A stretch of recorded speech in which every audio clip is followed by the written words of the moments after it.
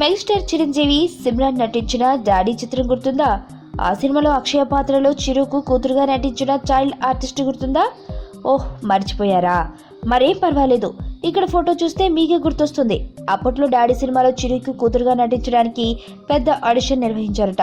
వందల మంది చైల్డ్ ఆర్టిస్టులు పాల్గొన్న ఈ ఆడిషన్లో చివరిగా అనుష్క మల్హోత్రాను సెలెక్ట్ చేసుకున్నారు చిత్ర యూనిట్. చూడటానికి ముద్దుగా క్యూట్గా ఉండే ఆ పాపను చూసి భలే మురిసిపోయారంతా.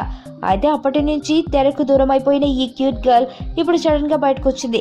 చిన్నప్పటి కంటే కూడా చాలా అందంగా తీరింది. ఆవిడ ఫోటోలు చూస్తుంటే రానున్న రోజులకి కాబోయే హీరోయిన్ అని కామెంట్స్ విసురుతున్నారు సినీ జనాలు. వాళ్ళ మాట పక్కన పెడితే ఇదిగో ఆవిడ ఫోటోను చూస్తే మీరు కూడా ఒప్పుకోక తప్పదు. తన కూతురుగా నటించిన అక్షయను ఇప్పుడు చూస్తే మెగాస్టార్ ఎలా ఫీల్ అవుతారో ఏమో చూడాలి. ముందైతే ఈ అమ్మడు లేత అందాలు మీరు కూడా చూసి ఎంజాయ్ చేయండి.